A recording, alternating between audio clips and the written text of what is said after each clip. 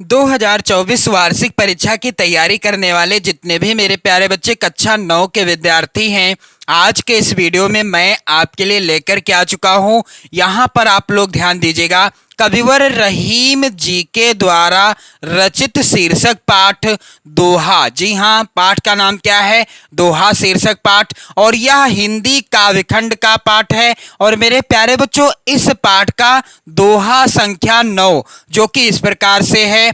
रहीमन धागा प्रेम का मत तोड़ो चटकाए, टूटे से फिर ना जुड़े, जुड़े गांठ परी जाए। तो इसका आज के इस वीडियो में मैं आपको प्रसंग बताऊंगा, बिल्कुल आसान व्याख्या बताऊंगा और साथ ही साथ मेरे प्यारे बच्चों काव्य सौंदर्य भी बताऊंगा। जैसा कि आप सभी जानते हैं, बोर्ड परीक्षा में 2 पद्यांश आएंगे। मैंने आपको हिंदी विषय का मॉडल पेपर प्रोवाइड करा दिया है। जी हाँ मेरे प्यारे बच्चों, 2024 वार्षिक परीक्षा के लिए कक्षा 9 हिंदी विषय का मॉडल पेपर का वीडियो आप चैनल की प्लेलिस्ट में जाकर तुरंत देख लो, ताकि आपको पता चल जाए कि हिंदी का पेपर कैसा आएगा। और यदि आपको वीडियो नहीं मिल रहा तो आप कमेंट करें, मैं आपको लिंक शेयर कर दूंगा। तो मेरे प्यारे बच्चों, 2 पद्यांश आएंगे आपकी बोर्ड परीक्षा में और आपको किसी एक पद्यांश के नीचे, यानी दोनों पद्यांशों के नीचे 3-3 प्रश्न दिए होंगे। आपको किसी एक पद्यांश के नीचे दिए गए 3 प्रश्नों का उत्तर करना होगा। पहला प्रश्न होगा संदर्भ पर आधारित, दूसरा होगा रेखांकित अंश की व्याख्या पर आधारित, तीसरा प्रश्न होगा पूछ लिया जाएगा कि प्रस्तुत पद में या पद्यांश में कौन सा रस है, कौन सा छंद है या कौन सा अलंकार है, यानी काव्य सौंदर्य पर आधारित होगा। तो कहीं से भी प्रश्न आए, मैं आपको ऐसे पढ़ा रहा हूं, ऐसे आपकी नोट्स बनवा रहा हूं, साथ ही साथ आप वीडियो के साथ नोट्स भी बना पाएंगे वीडियो के माध्यम से।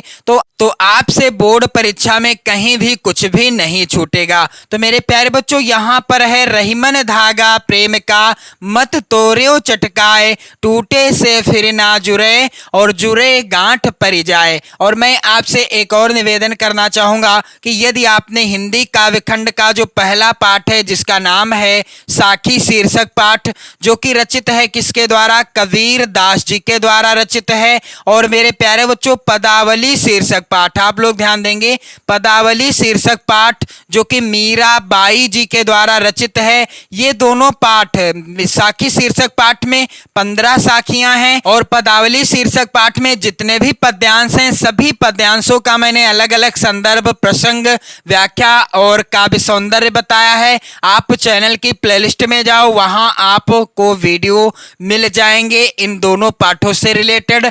आपका कुछ भी नहीं छूटेगा। यदि आप वीडियो देखते हैं तो आपकी कंप्लीट नोट्स तैयार होती जाएगी हिंदी विषय की। तो आप लोग जरूर देख लेना। और कविवर रहीम दास जी के दोहा संख्या 8 भी आप देख लेना। प्रीतम छवि नयनन बसी, पर छवि कहां समाए। और दोहा संख्या 7, दोहा संख्या 6, दोहा संख्या यहां पर आप लोग ध्यान देंगे 5, और इसी तरह से दोहा संख्या मैंने 8 तक पढ़ा दिया है और आज है 9वें नंबर का दोहा। तो इसका संदर्भ क्या होगा? तो सबसे पहले आपको क्या करना है, किसी भी पद या पद्यांश का संदर्भ लिखते समय हमें क्या करना होता है, उसके शुरुआत के शब्दों को लिख लिया जाता है काले पेन से। रहीमन धागा इस तरीके से मैंने लिख दिया और इस तरीके से कर दिया जाएगा, लास्ट के शब्द को लिख दिया जाएगा जाए, इस तरीके से काले पेन से। फिर इसके बाद संदर्भ हेडिंग डाल देना है। क्या होगा संदर्भ? कि प्रस्तुत दोहा हमारी पाठ्य पुस्तक हिंदी आप काले पेन से लिखिए, के काव्यखंड भी आप काले पेन से लिखिएगा, में संकलित दोहा शीर्षक पाठ से उद्धृत है या अवतरित है। पाठ का नाम भी आपको काले पेन से ही लिखना है। और जिसके रचयिता कौन है? कविवर रहीम दास जी हैं या रहीम जी हैं। तो आप इस तरीके से लिख सकते हैं संदर्भ। और संदर्भ लिखने का एक तरीका और है, चलिए यहां पर आप लोग ध्यान दीजिएगा। कुछ इस तरीके से भी आप संदर्भ लिख सकते हैं। इस पाठ के किसी भी दोहे के अंतर्गत प्रस्तुत दोहा हमारी पाठ्य पुस्तक हिंदी काव्य में संकलित एवं रहीम द्वारा रचित दोहा शीर्षक पाठ से अवतरित है। दोनों तरीके सही हैं, जो भी आपको आसान लगे आप उस तरीके से संदर्भ लिख सकते हैं। तो मेरे प्यारे बच्चों, प्रसंग क्या होगा? प्रसंग इस तरीके से आप काले पेन से हेडिंग डालेंगे। मैंने लाल पेन से डाला है यहाँ पर हेडिंग, लेकिन आपको काले पेन का प्रयोग करना है हेडिंग डालते समय। तो प्रसंग क्या हो जाएगा? प्रस्तुत दोहे में कवि ने कहा है कि प्रेम के संबंधों को कभी भी समाप्त नहीं करना चाहिए। कविवर रहीम दास जी कहते हैं प्रस्तुत दोहे के माध्यम से कि हमें प्रेम के संबंधों को कभी भी समाप्त नहीं करना चाहिए। क्यों समाप्त नहीं करना चाहिए, क्या कारण है, इसके बारे में भी प्रस्तुत दोहे में कविवर रहीम दास जी अच्छे से समझाते हैं। तो चलिए मैं आपको पहले सरल व्याख्या बता दूं ताकि आपको व्याख्या रटना न पड़े। फिर इसके बाद मैं आपको व्याख्या और काव्य सौंदर्य लिखने का तरीका बताऊंगा। तो कविवर रहीम दास जी कहते हैं कि रहीमन धागा प्रेम का मत तोड़ो चटकाए। कविवर रहीम दास जी कहते हैं कि प्रेम रूपी धागे को चटका कर मत तोड़ो।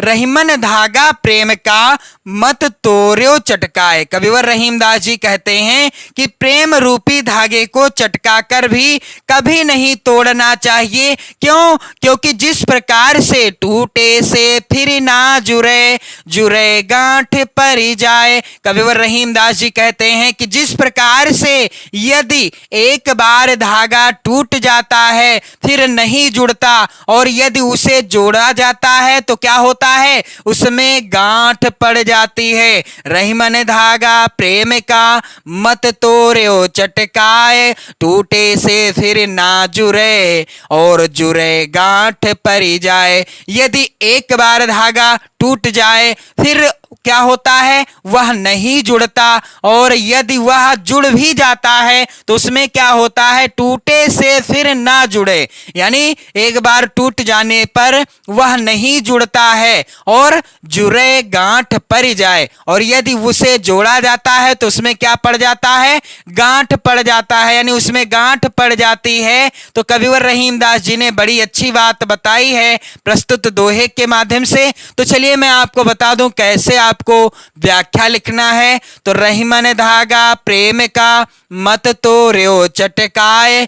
कविवर रहीम दास जी कहते हैं कि प्रेम रूपी धागे को चटका कर मत तोड़ो। रहीमन धागा प्रेम का मत तोड़ो चटकाए, टूटे से फिर ना जुड़े, जुड़े गांठ पड़ जाए। कविवर रहीम दास जी कहते हैं कि जिस प्रकार धागा एक बार टूट जाने पर फिर नहीं जुड़ता, और यदि वह जुड़ भी जाता है तो उसमें गांठ पड़ जाती है, ठीक उसी प्रकार से प्रेम संबंध यदि एक बार टूट जाए तो फिर उसका जुड़ना कठिन होता है। इसको जोड़ने की कोशिश करने पर उसमें दरार अवश्य पड़ जाती है, और इसलिए प्रेम संबंध को कभी तोड़ना नहीं चाहिए। इसीलिए कविवर रहीम दास जी कहते हैं कि हमें प्रेम संबंधों को कभी नहीं तोड़ना चाहिए, क्योंकि जिस प्रकार से यदि धागा टूट जाता है तो उसे जोड़ने के लिए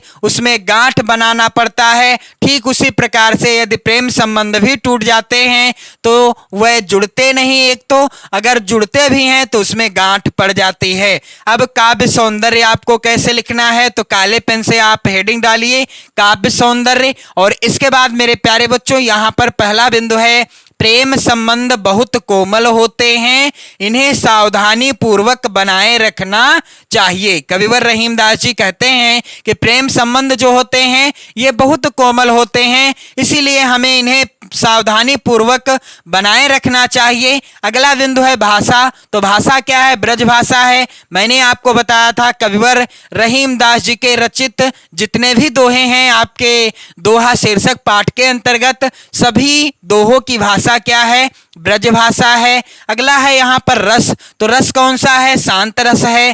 छंद कौन सा है? दोहा छंद है। और अलंकार कौन सा है यहाँ पर? तो अलंकार रूपक अलंकार है। और अगले वीडियो में मैं आपको कविवर रहीम दास जी के द्वारा रचित 10वें नंबर का जो दोहा है, कदली सीप भुजंग मुख स्वाति एक गुण तीन, जैसी संगति बैठिए तय सोई फल दीन, इस तरीके का जो दोहा है 10वें नंबर का, इसका संदर्भ, प्रसंग और सरल व्याख्या अगले वीडियो में बताऊंगा। आप लोग कमेंट करके जरूर बताना और वीडियो को शेयर कर देना, लाइक कर देना, अपने प्यारे प्यारे कमेंट भी करते रहना। पढ़ते रहें, मस्त रहें, हमेशा स्वस्थ रहो और अपना और अपने परिवारजनों का भी ध्यान रखते रहो। जय हिंद।